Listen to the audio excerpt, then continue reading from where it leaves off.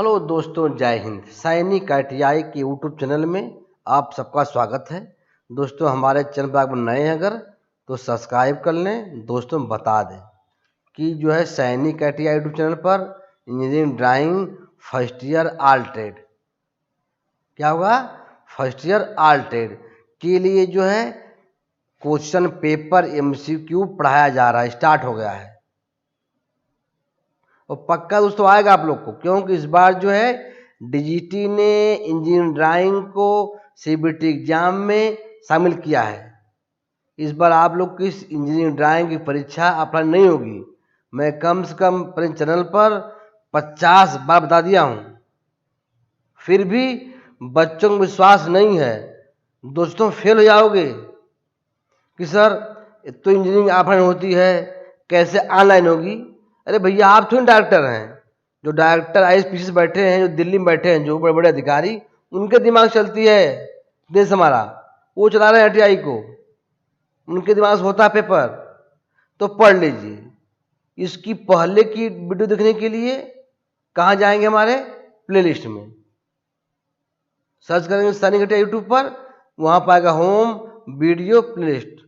वहाँ पर जाएंगे, आपको 1, 2, 3 पार्ट देखेंगे, वहाँ पर पढ़ा दिया गया है। उसका PDF भी आपको टेलीग्राम पर डाल दिया गया है। इसका PDF आपको टेलीग्राम पर मिल जाएगा। टेलीग्राम पक्का लें। तो दोस्तों, वो हमारे चैनल पर जो है theory electrician first year second year, fitter first second year, workshop calculation science first second year, employability skill first second year दोस्तों पढ़ाया गया है। उसका PDF दिया गया है। आप लोग पढ़िए। आप लोग पढ़ नहीं रहे हैं, नहीं पढ़ेंगे तो उसमें पास नहीं होंगे। चलते हैं। आज का हमारा जो है क्या है, पार्ट 4 है। क्या है, पार्ट 4। 60वां question number. Chain thin line जो छोर पर मोटी और जिनकी दिशा में बदली होती है, निम्न में किस लिए प्रयोग की जाती है। बोल रहा है कि जो चेन थिन लाइन होती है, जो छोर पर मोटी होती है और जिनकी दिशा में बदली होती है, निम्न में किस लिए प्रयोग की जाती है। A दृश्यमान किनारों के लिए, B कटिंग प्लेन के लिए, C छिपे किनारों के लिए, D प्रक्षेपण पथ के लिए। दोस्तों, जो हमारी है चेन थिन लाइन जो मोटी होती है और बदली होती है, वो कटिंग प्लेन के लिए उपयोग की जाती है। तो आंसर क्या होगा, B होगा। किस लिए प्रयोग होती है, तो कटिंग प्लेन के लिए प्रयोग की जाती है। आंसर राइट B होगा। आगे बढ़ते हैं।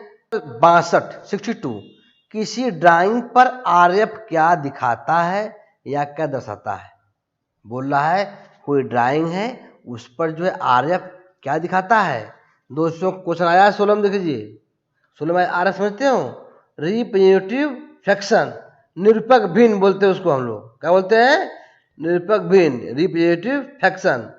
तो बोल रहा है किसी ड्राइंग पर RF क्या दिखाता है, दर्शाता है। A ड्राइंग में लाइन की लंबाई अब्लिक वस्तु पर लाइन की वास्तविक लंबाई, B वस्तु के पर लाइन की वास्तविक लंबाई अब्लिक ड्राइंग में लाइन की लंबाई, C त्रिज्या का भाग, D संदर्भ फाइल।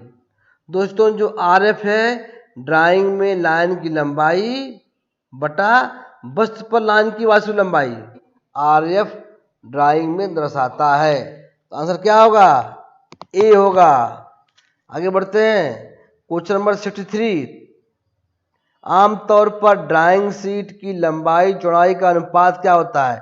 अब बोला जो दोस्तों, मतलब अमूमन आमतौर पर हमेशा जो ड्राइंग शीट है उसकी लंबाई और चौड़ाई का अनुपात क्या होता है, रेशो। क्वेश्चन देखो आया 16 में दोस्तों, देख लीजिए। एक क्वेश्चन 16 में आया हुआ है। A 1:1.5, B कड़ी में 2:1, C 1:2, D 1:1.15। दोस्तों, इसका आंसर क्या होगा, इसका आंसर होगा जो है हमारी ड्राइंग शीट की लंबाई चौड़ाई क्या होती है, 1:2। ये हमारा अनुपात होता है ड्राइंग शीट की लंबाई चौड़ाई। दोस्तों, ठीक समझ गए। तो आप जान लीजिए, ये बहुत बढ़िया क्वेश्चन पक्का आएगा, कि ड्राइंग शीट की लंबाई और चौड़ाई में अनुपात क्या होता है? होता है 1:करड़ी में 2। आंसर राइट सी होगा। आगे बढ़ते हैं क्वेश्चन नंबर 65 नंबर 65 बोला है सेक्शनल भाग डैश रेखाओं द्वारा निरूपित किया जाता है। अब जाते हैं हम लोग हैं जो सेक्शनल भाग होता है उसको हम लोग किस रेखा से निरूपित करते हैं? क्वेश्चन आया हुआ है 17 में, देख लीजिए, पढ़ लीजिए आप लोग। ए मोटी, बी डैश, सी हैचिंग, डी इनमें से कोई नहीं। दोस्तों जो होता है हमारा सेक्शनल भाग वो हम हैचिंग रेखाओं द्वारा निरूपित करते हैं, किया जाता है। आंसर क्या होगा? सी हैचिंग रेखाओं द्वारा निरूपित किया जाता है। क्वेश्चन आया था 17 में, देख लीजिए 2017। आगे बढ़ते हैं question number 66 hatching lines dash कोण पर खींची जाती है। बोल रहा है कि जो हैचिंग लाइन हमारी है वो कितने कोण पर खींचते हैं? कौन सी line? Hatching line. A 15 degree, B 30 degree, C 45 degree, D 60 degree. दोस्तों हैचिंग लाइन हम लोग 45 डिग्री में खींचते हैं। ये भी दोस्तों आया है 17 में, 2017 में क्वेश्चन आया हुआ है। हैचिंग लाइन जो कोण होता है कितना होता है? 45 डिग्री कोण पर खींची जाती है। आंसर राइट सी होगा। आगे बढ़ते हैं क्वेश्चन नंबर 67 निम्न में से किस प्रकार की लाइन पतली तथा हल्की होती है? उसमें बोल रहा है कि कौन सी लाइन है जो हल्की भी होती है और पतली भी होती है, मतलब पातर और हल्का। ए विजुअल लाइनें, बी सेंटर लाइनें, सी कंस्ट्रक्शन लाइनें, डी ए सभी। दोस्तों जो हमारी सेंटर लाइनें होती हैं पतली और हल्की होती हैं, पता आप लोगों को? देखिए है ना, बताएगा ड्राइंग में कि उसको हल्की खींचते हैं। क्यों? कि बाद में उसको मिटा देते हैं। ठीक दोस्तों, जो सेंटर लाइन है उसको हम लोग जब हमारा जो है ड्राइंग बन जाता है तो बाद में उसको हम लोग क्या करते हैं? मिटा देते हैं। तो आंसर क्या होगा? बी होगा। सेंटर लाइन हल्की और पतली होती है। आगे बढ़ते हैं 68 नंबर समांतर रेखाएं डैश की सहायता से खींची जा सकती हैं। क्या बोल रहा है? जो समांतर रेखाएं हमारी हैं बराबर रेखाएं किसकी सहायता से? A mini drafter, B T square, C set square का जोड़ा, डी उपयुक्त सभी से। क्या आंसर होगा? दोस्तों पता है आप लोग जो समांतर रेखाएं हमारी हैं मिनी ड्राफ्टर कर सकते हैं, टी स्क्वायर से भी, सेट स्क्वायर से भी, मतलब सभी से। Mini drafter, T square, set square जोड़ा, मतलब सभी से खींच सकते हैं। क्वेश्चन 18 में आया था, देख लीजिए दोस्तों, पक्का आएगा है। आगे बढ़ते हैं question 69 question number X Y रेखा पर एक दिए गए बिंदु P से बोल रहा है हमारी एक्स वाई रेखा जो है एक दिए गए बिंदु P से एक लंब खींचने के लिए बिंदु का नाम बताएं जहां से कंपास के नीडल को पहले रखाया जाना चाहिए। तो उसमें बोल रहा है, देखिए हमारी रेखा ना एक्स वाई रेखा होगी हमारी, देखिए ना हो गई। अब बोल रहा है कि बिंदु P से, अब बिंदु P से एक लंब मतलब 90 डिग्री लिखा खींचा गया। खींचने के लिए बिंदु का नाम बताइए जहां से कंपास के नीडल को, अब बोल रहा है कि जहां कंपास के नीडल को पहले रखते हैं तो कहां रखेंगे? बिंदु P पर रखेंगे। तो ये बोल रहा है कि ए बिंदु P पर, बी एक्स वाई के साथ, सी बिंदु एक्स वाई पर और डी पी एक्स और एक्स नहीं। दोस्तों कहां रखेंगे हम लोग? P पर रखेंगे, P पर। इसका क्या आंसर होगा? बिंदु P पर। P पर रख के हम लोग जो है कंपास को नीडल को रखेंगे P पर। तो क्या आंसर होगा? ए बिंदु P पर रखेंगे। आगे बढ़ते हैं क्वेश्चन नंबर 70 एक ड्राइंग यंत्र सेट में आमतौर पर डैश को छोड़कर निम्नलिखित सभी होते हैं। बोल रहा है कि एक ड्राइंग यंत्र सेट पर तौर पर डैश को छोड़कर किसको? ए चाप कंपास, बी स्केल, सी डिवाइडर, डी अतिरिक्त स्लेट। दोस्तों इसका आंसर क्या होगा? बी होगा। एक ड्राइंग यंत्र सेट में आमतौर पर स्केल को छोड़कर निम्न सभी होते हैं, मतलब चाप भी होगा, कंपास भी होगा, डिवाइडर भी होगा, अतिरिक्त भी सब होंगे। तो क्या होगा? स्केल नहीं होगा। तो आंसर क्या होगा? स्केल को छोड़कर। आगे बढ़ते हैं नंबर 71 पेपर आकार की इंजीनियरिंग पद्धति में निम्नलिखित में से कौन सी A2 आकार की होता है। बोल रहा है कि जो पेपर आकार की इंजीनियरिंग पद्धति में वो निम्नलिखित में से A2 का आकार, अब साइज पूछ रहा है A1 A2 A3 A4 A5 पता आपको है, A0 दोस्तों क्वेश्चन 18 में आया था, देख लीजिए। ए क्या है, 841 mm गुणे 1189 mm, 594 मिनिमम गुणे 841 mm, 420 mm गुणे 592 mm, डी 10 mm गुणे 297 mm। दोस्तों जो A2 साइज का आकार होता है 420 mm इंटू 594 mm होता है, ध्यान दीजिए आप लोग, ये पक्का आता है। 420 mm इंटू 594 mm A2 आकार का साइज होता है पद्धति इंजन ड्राइंग का। ठीक है, आगे बढ़ते हैं। 72 एक शीर्षक ब्लॉक में डैश को छोड़कर निम्नलिखित भी सूचनाएं होती हैं। बोलना है कि जो शीर्षक ब्लॉक लिखा होता है उसमें जो शीर्षक होता है उसका ना, उसमें क्या नहीं होता है। ए मतलब कौन सी सूचना होती है, सूचना जो कौन सी नहीं होती है। एक शीर्षक ब्लॉक में डैश को छोड़कर निम्नलिखित सूचनाएं सभी होती हैं, तो कौन सी नहीं होती है। ए कंपनी का नाम पता, बी पार्ट्स की सूची, डी ड्राइंग शीट का आकार अक्षर पद, और डी ड्राइंग संख्या। दोस्तों उसमें जो है सब होता है, सिर्फ पार्ट की सूची नहीं होती है, क्योंकि पार्ट्स का मतलब है, मतलब कंपनी से है, नाम से है, ड्राइंग शीट से, आकार से है, ड्राइंग संख्या से है, तो आंसर क्या होगा, बी होगा, पार्ट की सूची उसमें नहीं होती है। क्वेश्चन नंबर 73 निम्नलिखित में से कौन से ऑर्थोग्राफिक दृश्यों के जोड़े दोनों ऊंचाई आयाम को दिखाते हैं। ए बाएं तरफ और अग्र, बी शीर्ष और अग्र, सी शीर्ष और पिछला, डी आधार और दाएं तरफ। दोस्तों इसका जो आंसर है ए होगा, बाएं तरफ और अग्र। जो ऑर्थोग्राफिक दृश्यों के जो जोड़े हैं वो दोनों ऊंचाई आयाम को दिखाते हैं, कौन से, बाएं तरफ और अग्र आगे। ठीक है, तो आंसर क्या होगा, ए होगा। आगे बढ़ते हैं। 74 क्वेश्चन नंबर 74 नंबर सेंटर रेखा को के रूप में खींचा जाता है, किसके रूप में। 18 में आया था क्वेश्चन। ए लगातार संकीर्ण रेखा, बी डैश डैश संकीर्ण रेखा, सी लंबे डैश 60 संकीर्ण रेखा, डी लंबे डैश 2 डांट संकीर्ण रेखा।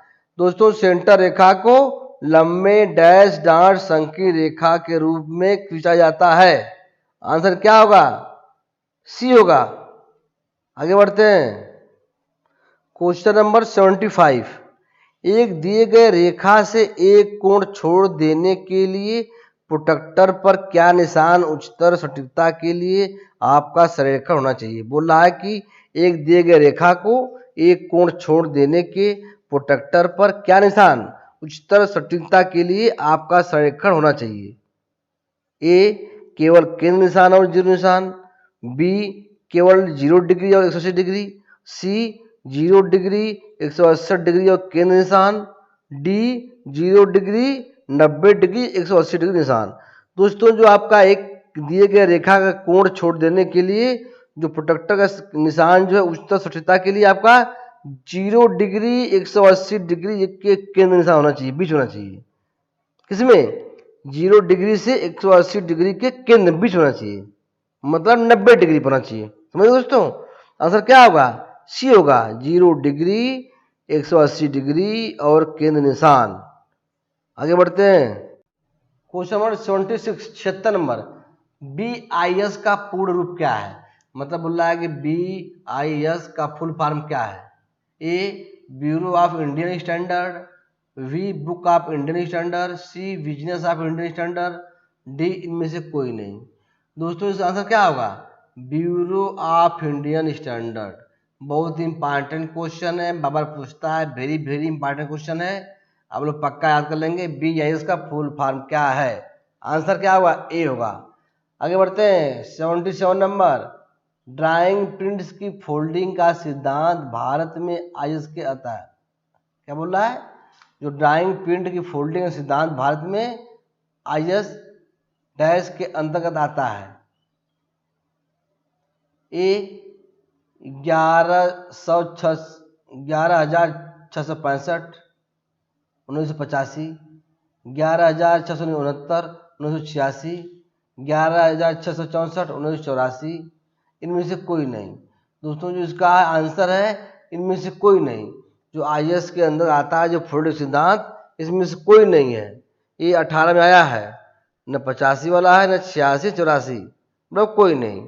तो आंसर क्या होगा? इनमें से कोई नहीं। क्वेश्चन नंबर 78, सेक्शन एरिया को हैचिंग लाइंस द्वारा दर्शाया जाता है जो समानांतर झुकी होती है। बोल रहा है सेक्शन एरिया को हैचिंग लाइंस द्वारा दर्शाया जाता है जो समानांतर झुकी होती है। 18 में आया क्वेश्चन, मतलब कितना झुकी होती है कैटेगरी पर। जो सेक्शन एरिया को हैचिंग लाइन द्वारा हम दिखाते हैं वह समानांतर झुकी होती है। ए 45 डिग्री कोण पर, बी 30 डिग्री कोण पर, सी 60 डिग्री के कोण पर, डी 75 डिग्री कोण पर। क्या आंसर होगा? डी होगा। जो हैचिंग लाइन द्वारा दिखाया जाता है वो समांतर 75 डिग्री के कोण पर झुकी होती है। क्वेश्चन राइट, डी ये संग हो गया आपका। क्वेश्चन 78 का क्या होगा? डी होगा। वो 18 में आया भी है दोस्तों, देख लीजिए। आगे बढ़ते हैं 79 नंबर क्वेश्चन, वह रेखा जो किसी बिंदु अथवा एरोहेड पर ही समाप्त होती है। वो बोल रहा है कि वह रेखा जो किसी बिंदु या एरोहेड, देखे ना निशान, तीर का निशान, उसके मुंह पर, हेड पर। फिर सुने, वह रेखा जो किसी बिंदु, पॉइंट अथवा तीर, एरो के हेड, मुंह पर, हेड पर ही खत्म हो जाती है। कौन सी है वो? Centre line, cutting plane, leader line, hidden line, edge. दोस्तों बोलते हैं उसको लीडर लाइन बोलते हैं। क्या बोलते हैं? लीडर लाइन बोलते हैं। आंसर क्या होगा? बी होगा। जो रेखा किसी बिंदु और एरो हेड पर खत्म होती है कहते हैं लीडर लाइन, कहते हैं उसे। 18 में आया था। दोस्तों क्वेश्चन नंबर 80 आज का हमारा लास्ट क्वेश्चन। फिर दोस्तों वही कहानी, बार बार कहता हूं पढ़िए पढ़िए पढ़िए। नहीं पढ़ेंगे पास नहीं होंगे, नहीं पास हो नौकरी नहीं पाएंगे, नौकरी नहीं पाएंगे समस्या बहुत है। क्यों? महंगाई बढ़ गई है, सबको चाहिए पैसा, सबको चाहिए गाड़ी, सबको कार चाहिए। तो पढ़ेंगे नहीं तो नौकरी पाएंगे नहीं, नौकरी पाएंगे नहीं तो गाड़ी से चलेंगे नहीं। क्यों? कि प्राइवेट सेक्टर में बहुत ज़्यादा दोहन हो रहा है लोग का। ठीक दोस्तों, तो पढ़ लीजिए, 6 घंटा पढ़ लीजिए पहले, तो आपको जो है 12 घंटा काम करना पड़ेगा आपको। 6 घंटा पढ़िए और आराम से लाइफ बढ़िया बनाइए, नौकरी पाइए। तो मैं आपसे देखो विनती है कि आप लोग हमारे चैनल सब्सक्राइब कर लें, दोस्तों को बताएं कि बहुत कम टाइम में इंजीनियरिंग ड्राइंग का फर्स्ट का चल रहा है क्वेश्चन। हम लोग जल्दी ही सिकंदर को लेके आने वाले हैं। क्यों? कि निम्मी ने अब तक कोई PDF जारी नहीं किया है, न कोई गाइडलाइन दिया है कि परीक्षा कैसे होगी, कहाँ से क्वेश्चन आएगा। बता दिया है कि CBT में होगी 6 क्वेश्चन आएंगे, लेकिन क्वेश्चन कैसे आएंगे, फिगर वाले आएंगे, नॉन फिगर आएंगे, कैलकुलेशन वाले आएंगे, कोई गाइडलाइन नहीं है। इतनी बड़ी हमारी संस्था डिजिटल इंडिया की है, लेकिन उन्होंने अब तक इंजीनियरिंग ड्राइंग के बारे में कोई कंफर्म नहीं किया है। पेपर कैसे आएंगे, मतलब न्यूमेरिकल आएंगे, फिगर वाले आएंगे, लेकिन आएंगे MCQ ही। क्या आएंगे?